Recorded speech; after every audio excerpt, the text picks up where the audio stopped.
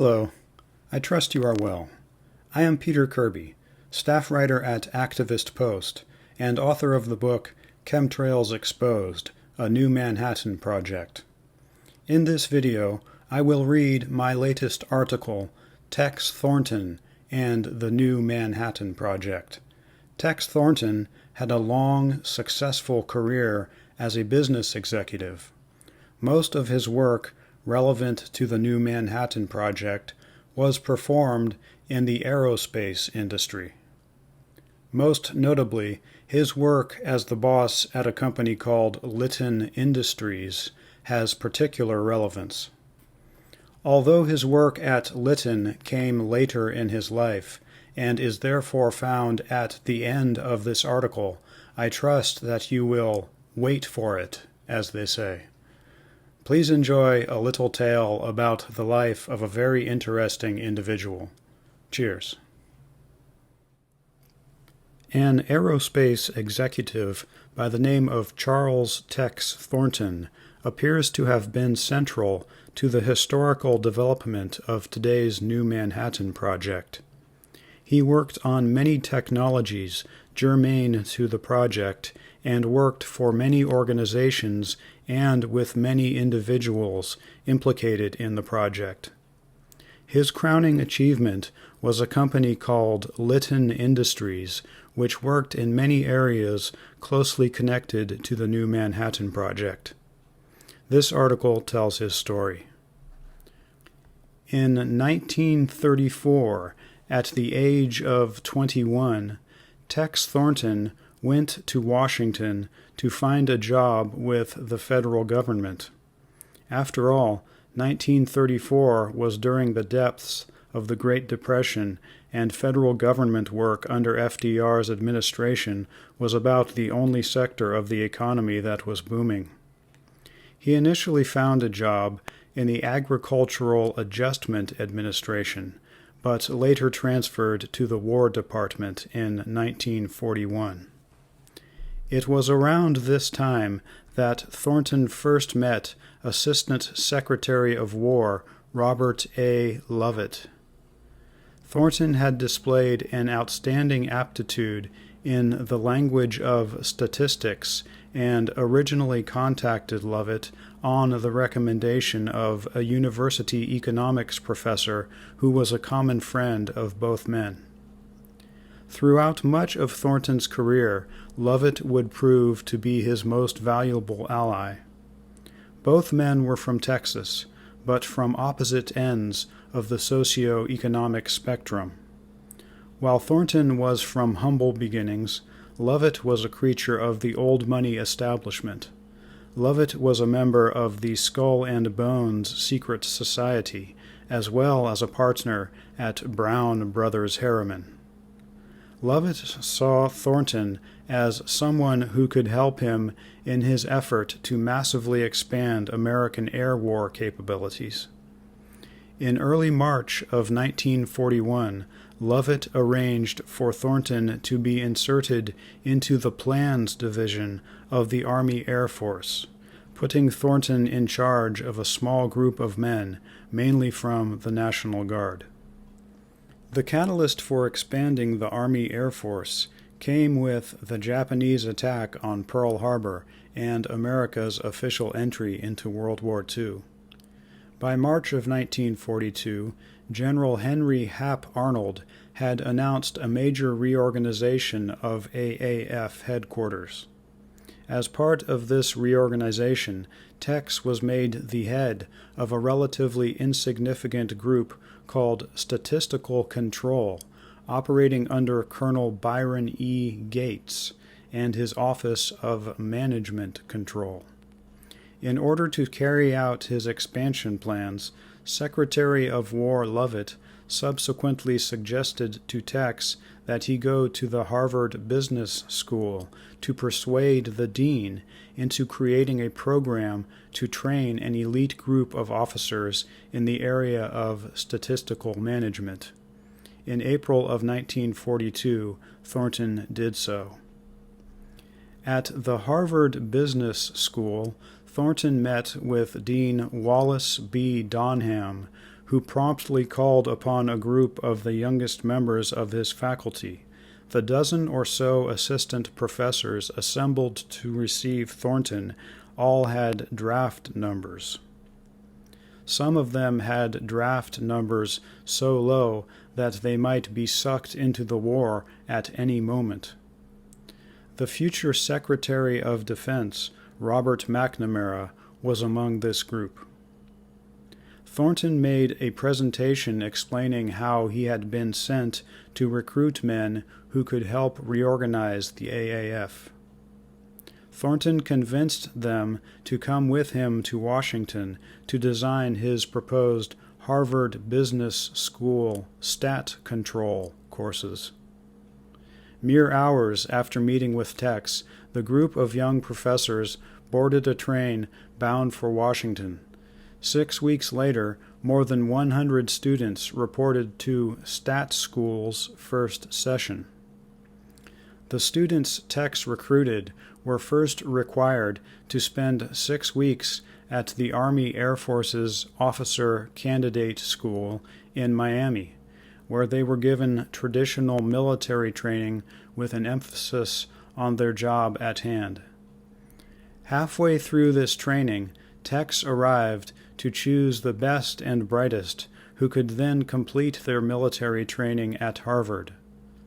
The Stat School took up quarters at Harvard's Mellon Hall as the newly mobilized Harvard Business School took on the appearance of a military academy. Within a year, Harvard had suspended all civilian instruction. The graduates of Harvard's Stat School were dispatched to U.S. military bases around the country and around the world in order to assess and keep track of AAF inventories.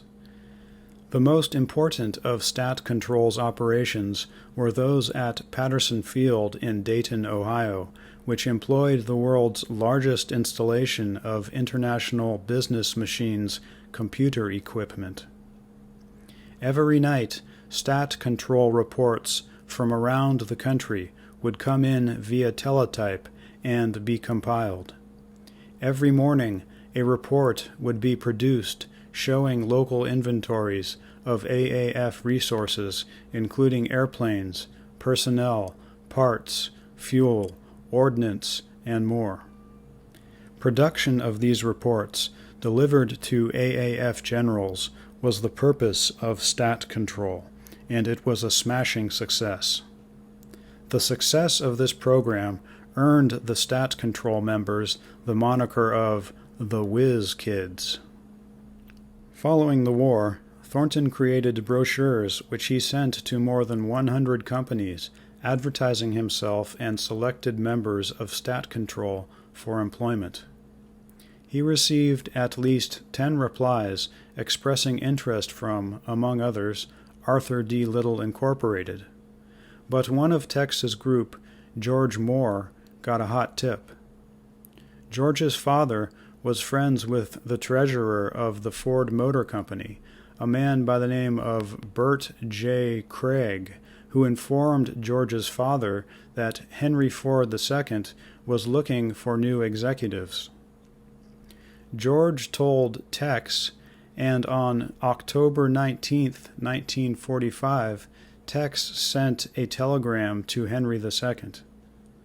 The next day, Tex got a phone call from a functionary in Ford's Washington office informing him that Henry was very much interested and wanted to meet with him in Dearborn, Michigan, the Ford Motor Company's executive headquarters. Tex acceded and met with Ford, who had already conferred with Assistant Secretary of War Lovett. After the brief meeting, Henry II hired Tex and all of his men. On January 29, 1946, the Whiz Kids arrived in Detroit to start their new life as executives at the Ford Motor Company. Shortly after Thornton and his men arrived at Ford, Ernest R. Breech was brought in as president. Breach had previously been the head of Bendix Aviation Corporation. Thornton was henceforth required to report to Breach, not Henry II. Thornton was not happy with this situation, and hence Breach and Thornton were in constant competition for power. Also following the war, Lovett returned to his position at Brown Brothers Harriman. Lovett's next military assignment was as the Under-Secretary to General George Marshall. After Thornton encountered more friction at Ford Motor between himself and another Ford executive by the name of Louis Crusoe, Thornton jumped at Lovett's suggestion that Tex come to Washington to work for him on a temporary special assignment. Lovett wanted Thornton to reorganize the Department of State. While on his leave from Ford, Thornton worked out of an office between Lovett's and Marshall's offices. During this time, Thornton was kept abreast of the goings-on at Ford by his fellow Whiz kids. Upon his return to Ford, Thornton continued to conflict with Crusoe and Breach. Thornton was acting like he was the boss when he wasn't. Crusoe was grousing that Thornton's ambition was way ahead of his ability. Thornton's boss, Breach, had had enough. Breach simply called Thornton into his office and promptly fired him for insubordination. The leader of their group was no longer working at Ford, and the original Whiz kids had been officially broken up. It was decided that Bob McNamara would henceforth be the leader of the remaining Ford Whiz kids. Shortly after Thornton's firing, in early January of 1948, Thornton's old wartime friend General Ira Eaker, who was then working at Hughes, asked that Thornton go to California to speak with Howard Hughes. Thornton followed Eaker's suggestion. Hughes and Thornton soon met, and Hughes ended up hiring Thornton in May, about 4 months after his firing at Ford. On his first day at Hughes Tool Works, Thornton was given an assignment to work at a small, dysfunctional division of Hughes Tool in Culver City called Hughes Aircraft. Hughes wanted Thornton to study the operation and get back to him about how Thornton thought it should be run.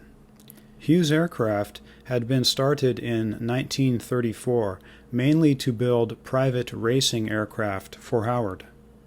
At the time Thornton came in, Hughes Aircraft was still working on the gigantic Spruce Goose airplane.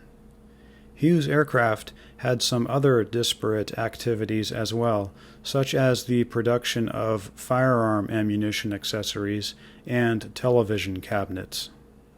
Thornton's direct superior at Hughes, a man by the name of Noah Dietrich, was suggesting that Hughes Aircraft should be shut down. Despite the apparent air of dysfunction, at Hughes Aircraft, Thornton found some brilliant scientists working on some extremely cutting-edge technology. They were working on 2 Air Force studies. One was a fire control system involving radar and a gun sight cooperating with a computer. The other pertained to a guidance system for an air-to-air missile. The new, faster jet aircraft required these types of advanced fire control systems. Working on these 2 studies were 2 former Cal-Tech classmates named Simon Ramo and Dean Wooldridge. Ramo had previously been working at General Electric and Woolridge at Bell Laboratories. Thornton was quite impressed with the work of Ramo, Woolridge, and the other men working on these projects, and he decided that Hughes Aircraft should terminate their other activities and concentrate solely on these guidance and fire control projects. Dietrich didn't like Thornton's recommendations, though. At a meeting with Dietrich and Eaker, Thornton suggested that Hughes invest millions in a major expansion program into military electronics at Hughes Aircraft, while Dietrich continued to assert that the whole operation should be scuttled.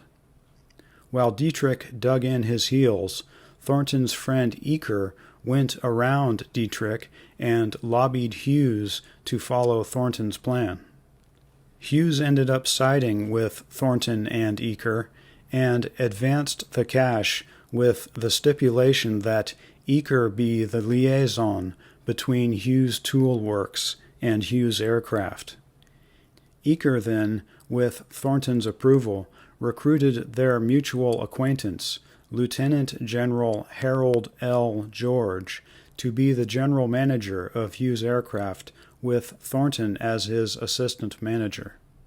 Thornton then went about building a new team at Hughes Aircraft. Thornton selected men from his Harvard stat control days to work at Hughes. Ramo and Woolridge also called upon others to join them. In 1948, the new Hughes Aircraft got their first contract, an $8 million deal to build fire control systems for the Lockheed F-94 jet fighter aircraft. At the new Hughes Aircraft, Tex Thornton was learning a lot about electronics. He saw the immense potential of the field, not only for the military, but for civilian life as well. He was becoming somewhat of a futurist. During a visit to Wright-Patterson Air Force Base in September of 1948, Thornton's acquaintance from the war, General Kenneth B. Wolfe, now the head of procurement for the Air Force, told Thornton about something called Project Bowlegs. As of the time of Thornton's visit, Hughes had just scored the contract for Project Bowlegs. Project Bowlegs was all about what Thornton's scientists at the new Hughes Aircraft were already working on: jet aircraft fire control. Thornton, ever the opportunistic salesman, immediately began selling Wolfe on the idea of greatly expanding Project Bowlegs. Wolfe had his doubts, but Thornton soon ran his ideas past Ramo and Woolridge at Hughes Aircraft and came up with a planned schedule. He told Wolfe he could have a system produced in 11 months. It was game time for Thornton and Hughes Aircraft.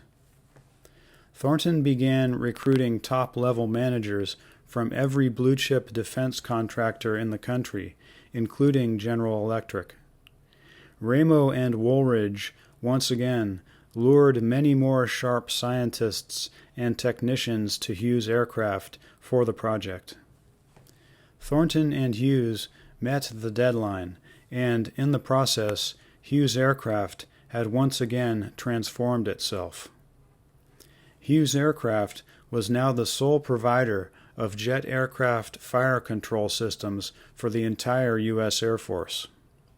Thornton and Hughes then captured a key contract to build the Air Force's first radar-guided air-to-air missile known as the Falcon.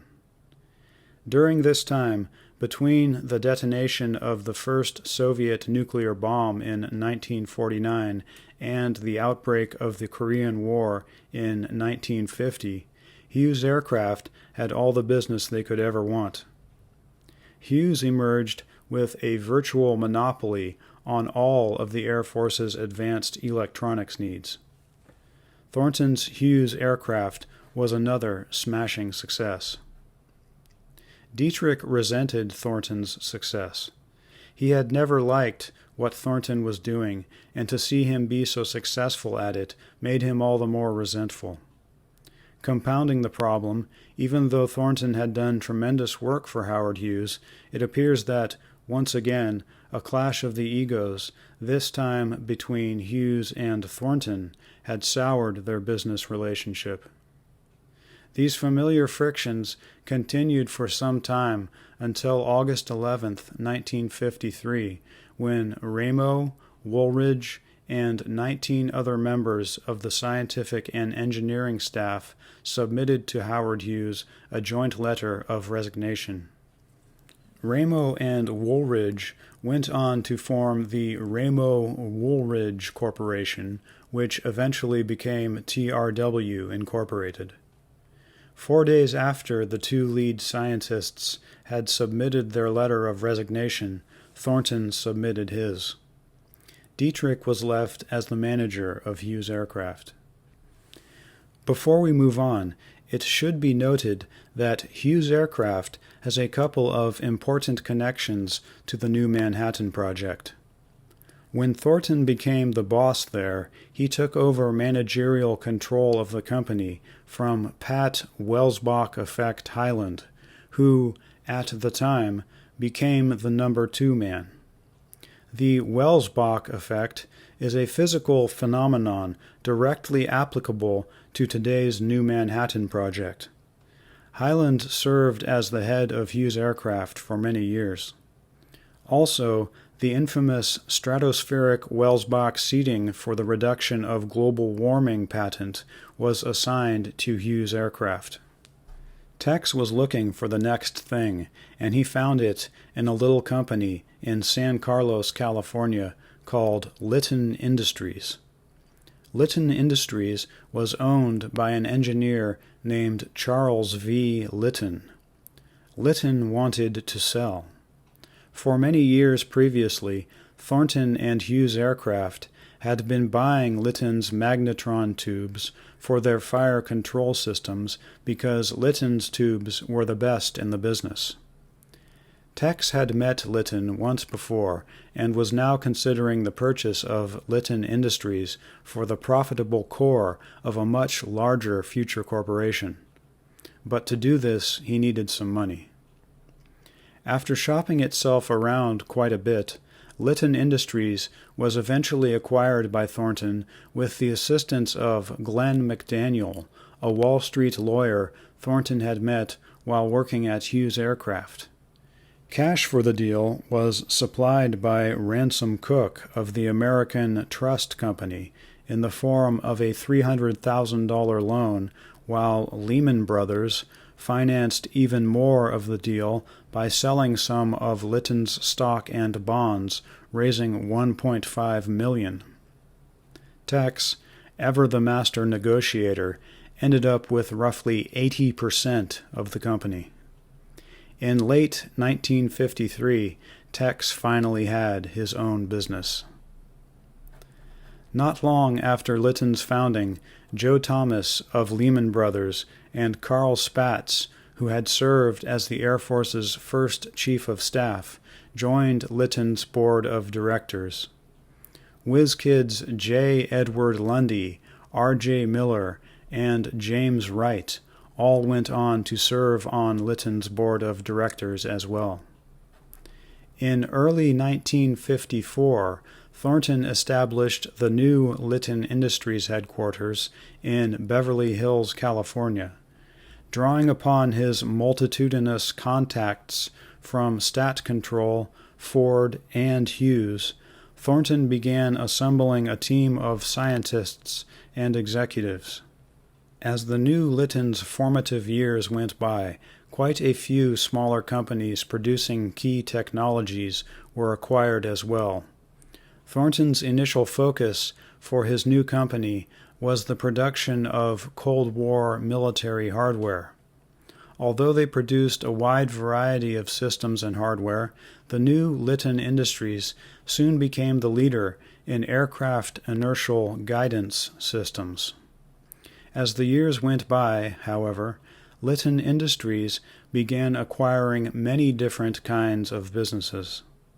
Thornton was consciously creating a new type of corporation. As time went on, Litton became known as a conglomerate. Other conglomerates of the time included International Telephone and Telegraph, which conducted lots of business with Nazi Germany, Textron, and Ling Temco Vought.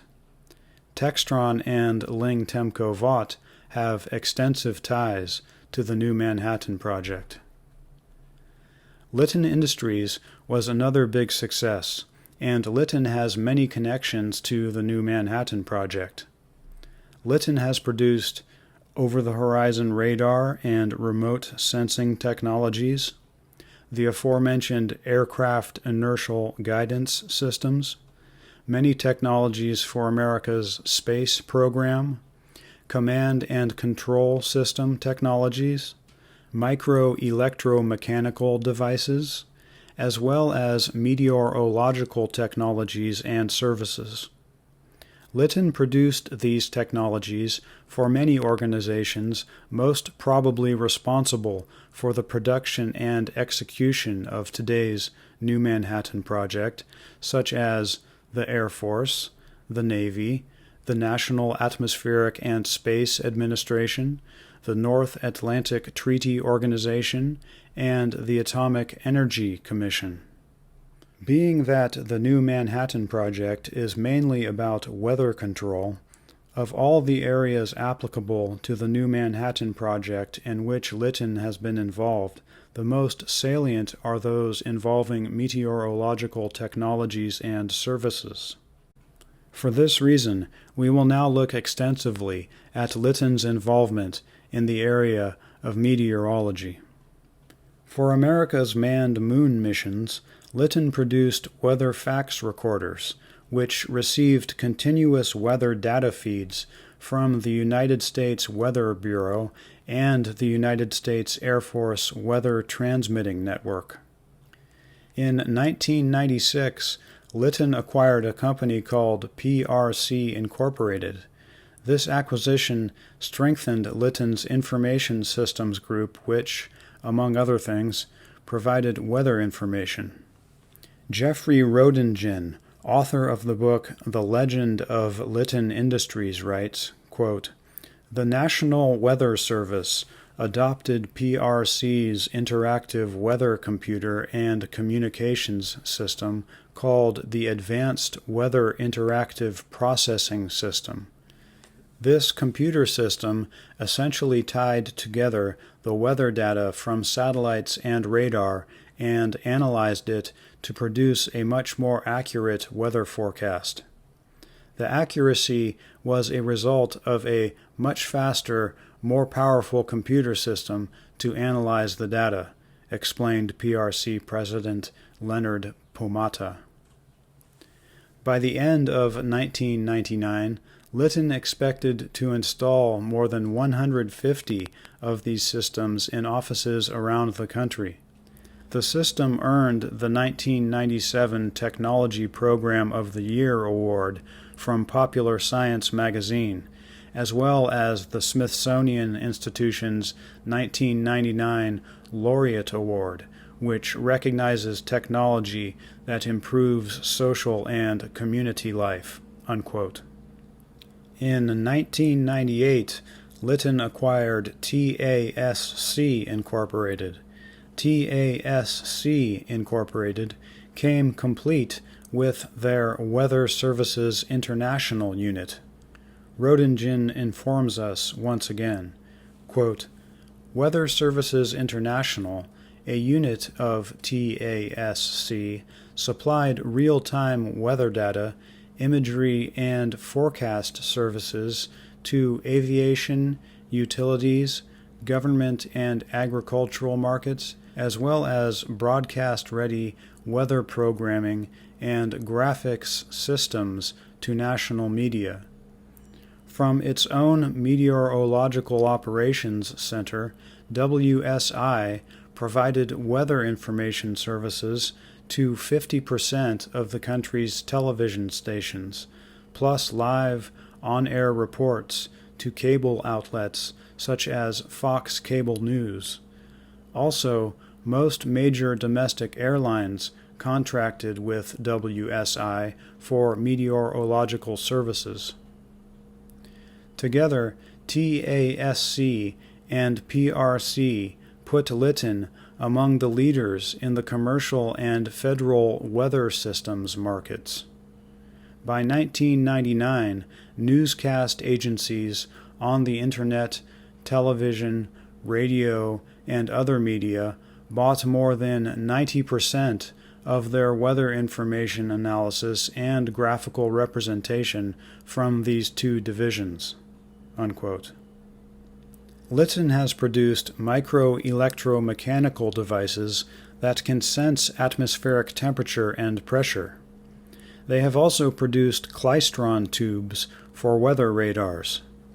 But the most interesting evidence for our investigation appears in a 1969 book written by Bjarne Lay Jr., titled "Someone Has to Make It Happen: The Inside Story of Tex Thornton, the Man Who Built Litton Industries."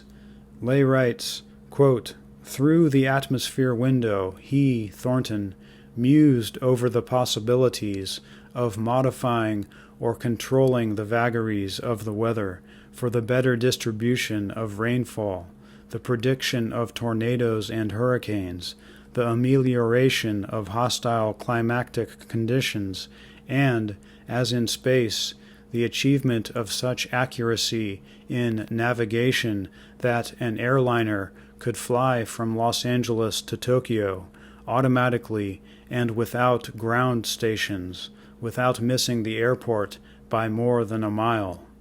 He mulled over the potentials of new devices such as lasers to relieve already crowded channels of communication through the atmosphere and to create better electronic systems of command and control for the military's ever more sophisticated demands." Unquote. At his last board meeting, Tex Thornton requested that his son, Charles B. Thornton, Jr., be named to the board of directors. Tex Thornton died on November 24, 1981. In 2000, Litton Industries was acquired by Northrop Grumman. For the whole story here, one simply must read the new, greatly revised and expanded second edition of the author's book, Chemtrails Exposed, A New Manhattan Project, now available exclusively at Amazon. Also, please join my email list at my website, peterakirby.com. Thank you.